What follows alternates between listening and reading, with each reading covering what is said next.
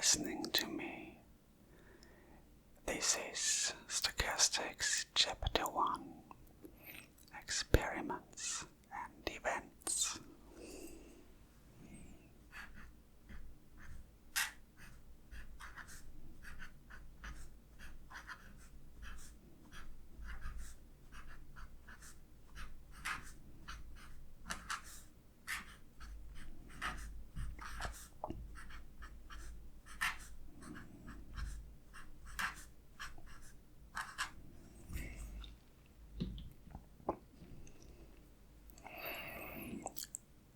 So, what is chance?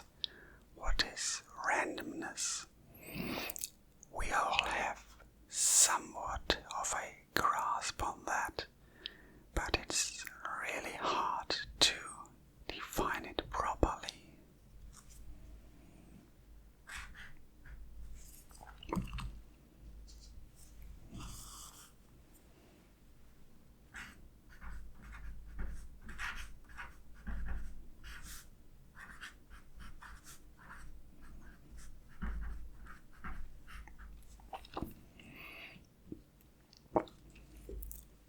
So let's do just that.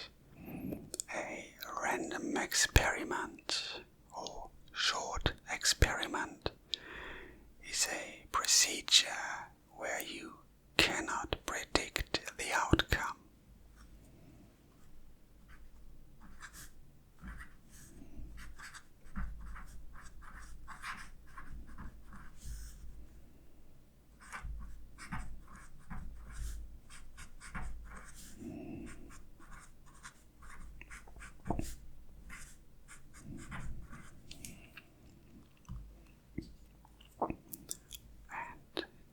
Whatever happens, whatever we can observe in the end, is what we are going to call the outcome.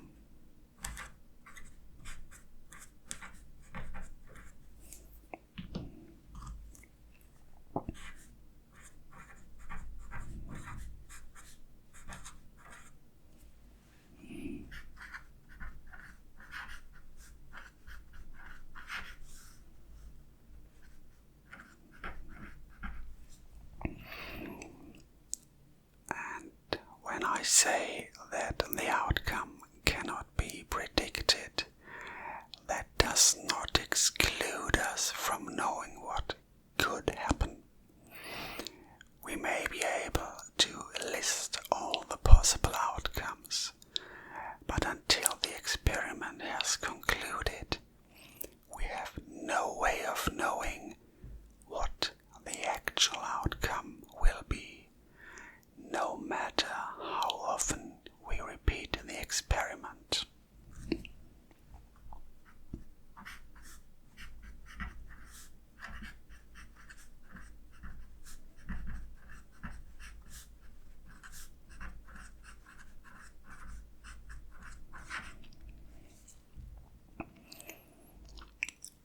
However, if we know what outcomes are possible, we can list them.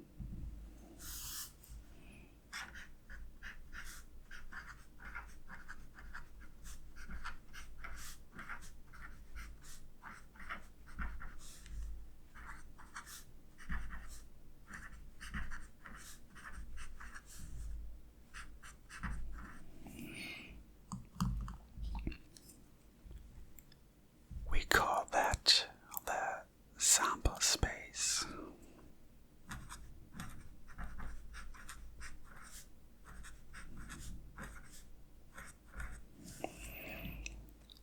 And we label it with a capital Greek omega.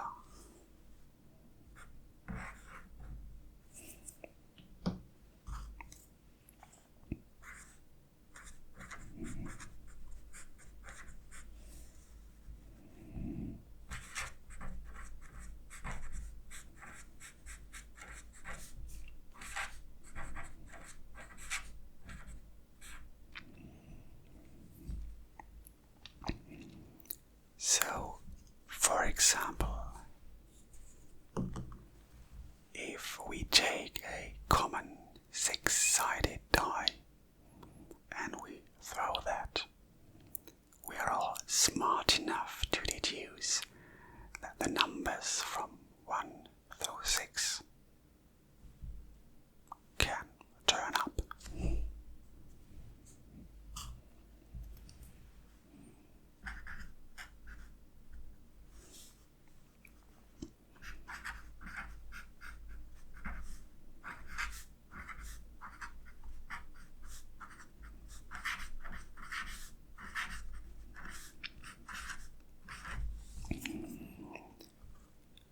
We are going to abbreviate this die as D6 in order to use that abbreviation for other dice as well.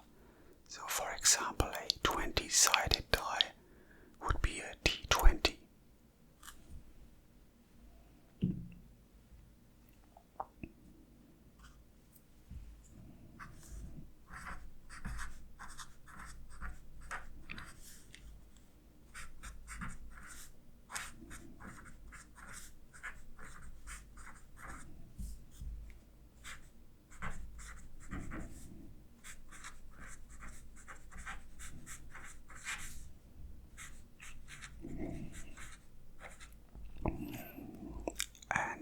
This may seem like it's not really needed.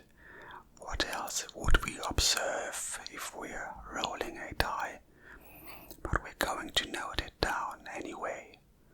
We are looking at the face value.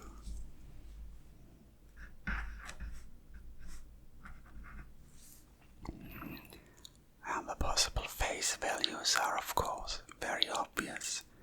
The numbers 1, 2, 3, 4, 5, and 6. And they are written down as a set.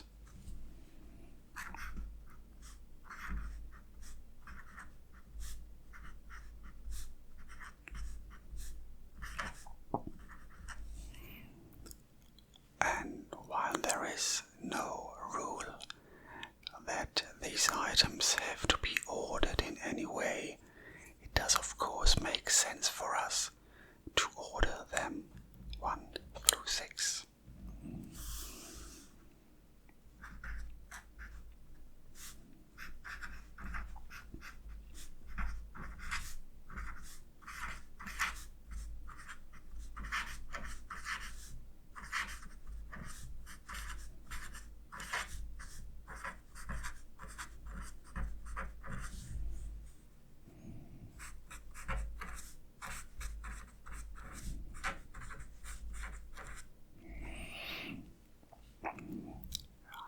Eventually there will come a point where we are too lazy, too smart, maybe out of time or out of space. We do not want to write down the number from 1 to 20 because we know and we expect our audience or the people we're talking to recognize a pattern. In that case, we can just leave out some of the entries.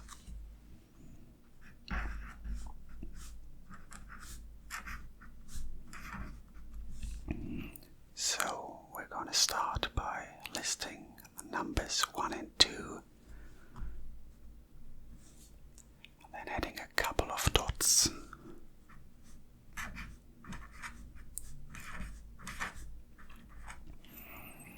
And finishing with numbers 19 and 20. And we trust people to realize what we mean when we do that. We are now going to take our outcomes and we're going to put them into groups.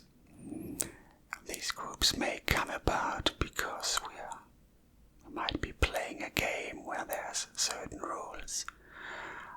But these groups can also be totally made up and without any real reason or conviction behind them.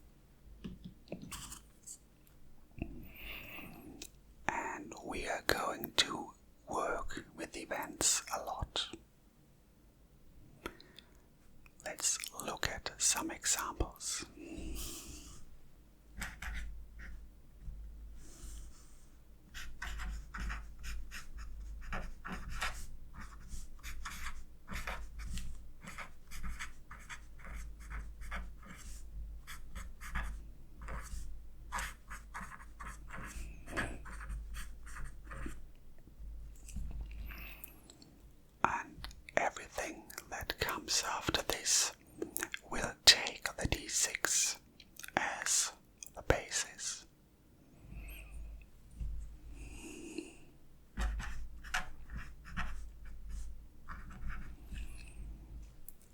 Events are named, and the best possible naming scheme is one that is self-explaining. So if we have an event that is called even, we would expect it to contain even numbers.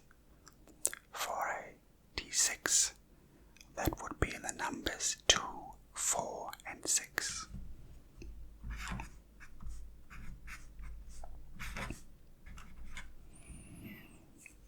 And if we've got an event called even, it might make sense to have an event called odd for the odd numbers.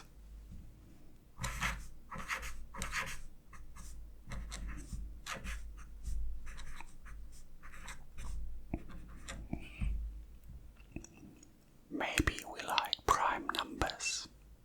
We could have an event called prime.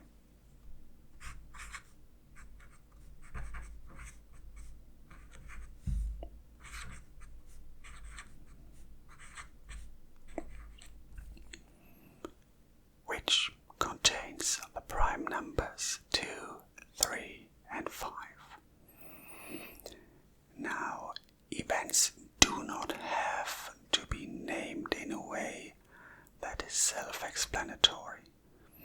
You will often find events that are just numbered, that are just an ongoing list.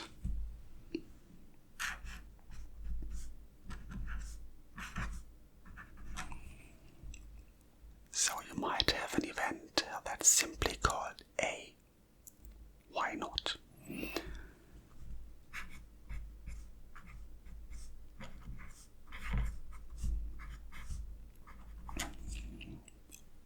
Or you might have a list of events labeled E1, E2, E3 and so on. There is one last event that I would like to list,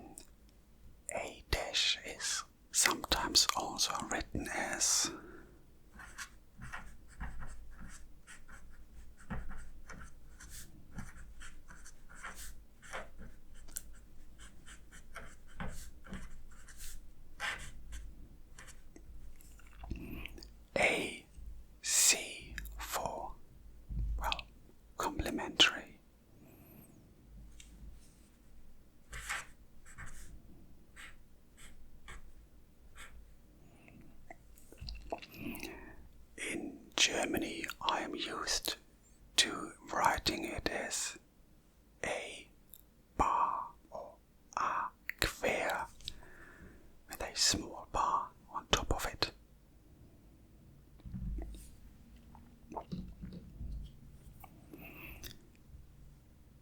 Sometimes we want to exclude certain outcomes from an existing event.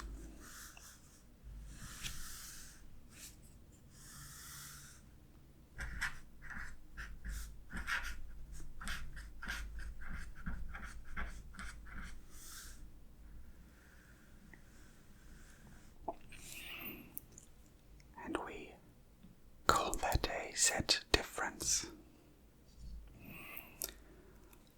So if we, for example, take our prime numbers 2, 3 and 5, and we think, well, 2's gotta go, 2 is the only even prime number, which makes it the odd one out, we could create a new event.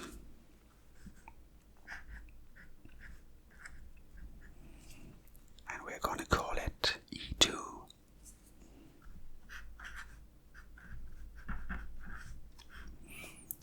We're gonna start with the prime event and then use the dash to denote that we are now removing something from it. We are excluding the outcome 2. And we are left with the numbers 3 and 5.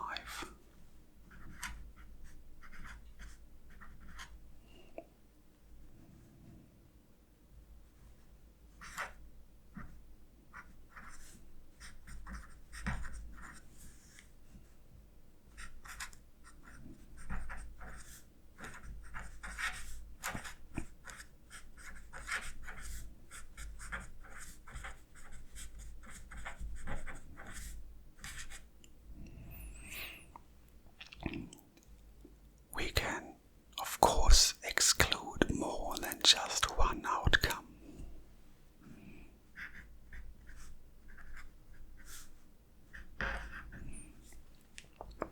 So, for example, we could start with the sample space and exclude the outcomes 3 and 4.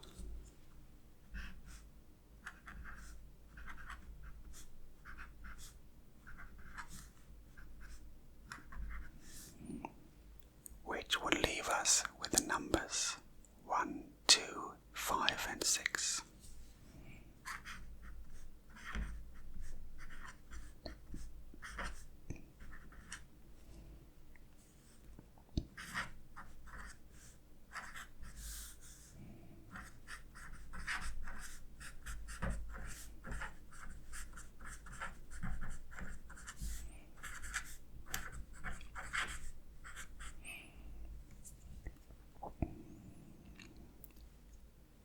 Now there's 2 things remaining, things that are very similar but very different, things that are and will be essential to what we do. The first one is called a union, and it takes at least 2 events.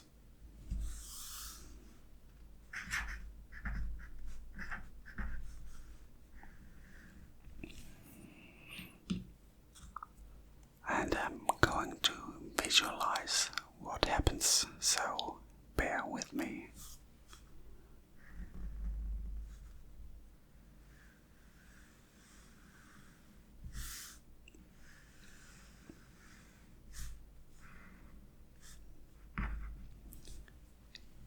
Think of this box as our sample space.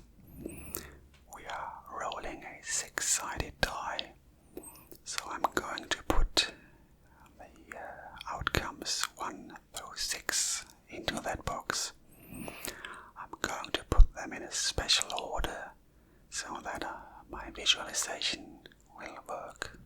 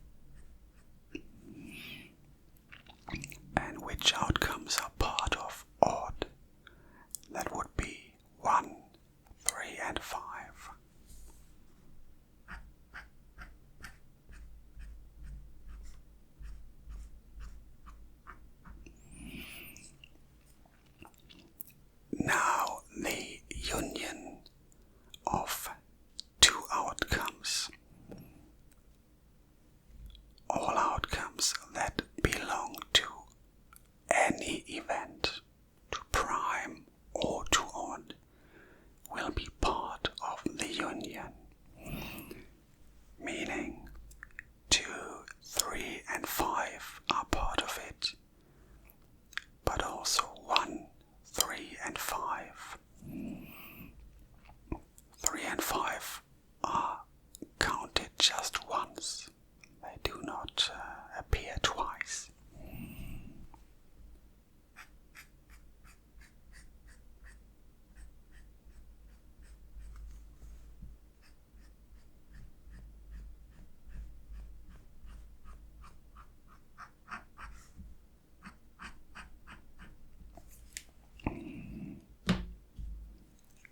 So all outcomes that belong to any of the two events are contained in the union.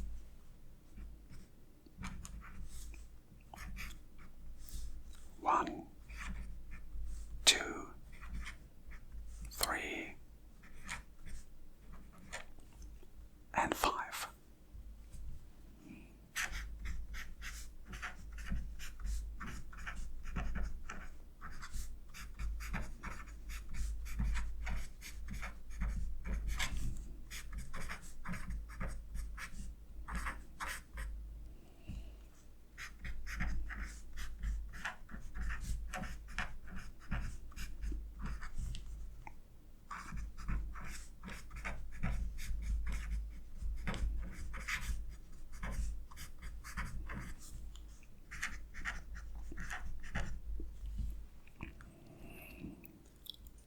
So, like I said, even if an outcome is part of both events, it is only counted once.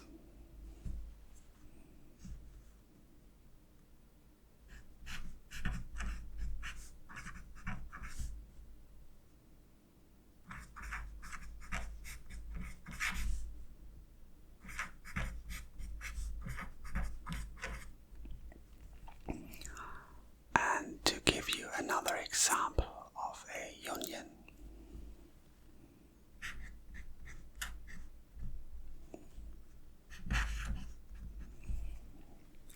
let us write the sample space as a union.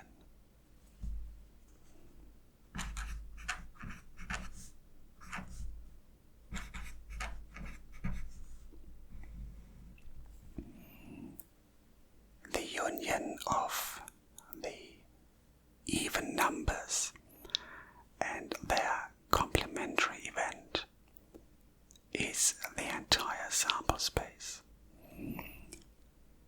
Even numbers 2, 4 and 6 and all the non-even numbers make up the sample space. Numbers will be either even or not.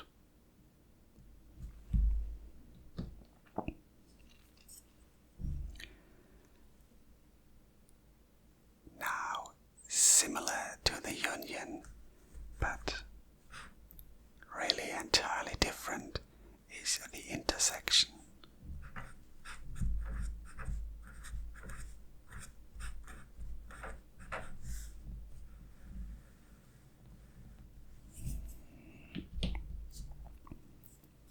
And I'm going to use the same box for a visualization.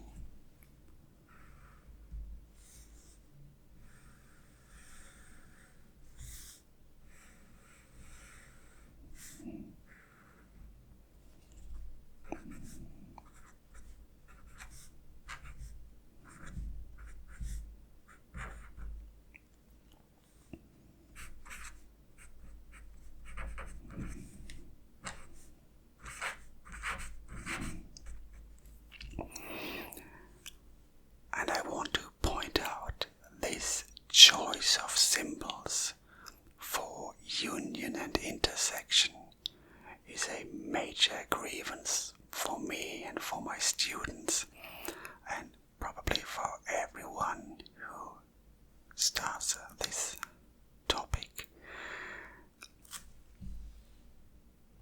Union, intersection. These two symbols could not be any more similar.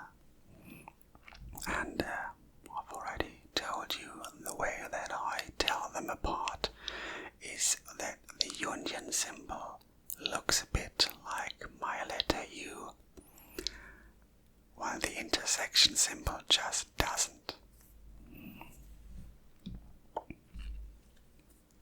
So what happens?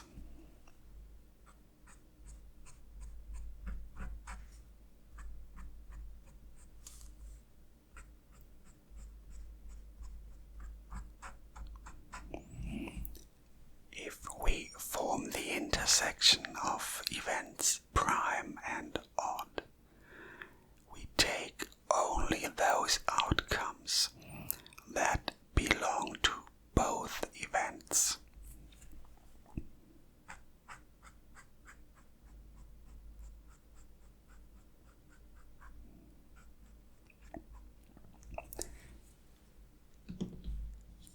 So in our case, the numbers 5 and 3, 2 is not part of the intersection. It is prime, but it is not contained in odd. 1 is also not part of the intersection. It is odd, but it is not a prime number.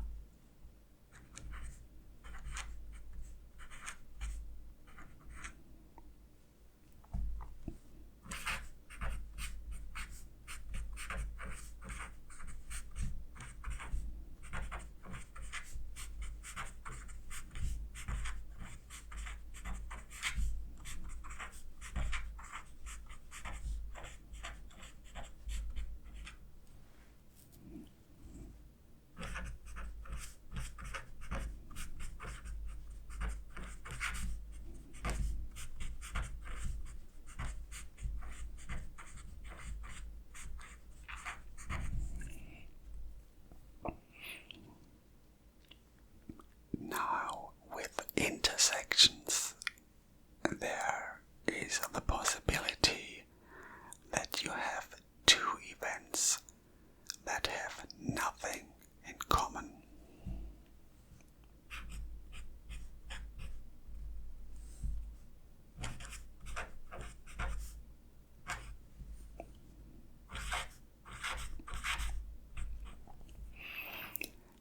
In that case, the intersection is empty.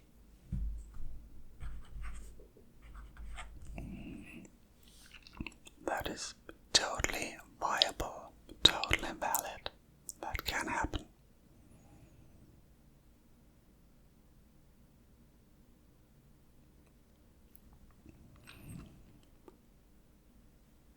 This concludes Chapter 1. Thank you for listening and watching. We will continue in Chapter 2 by introducing the concept of probability, working out how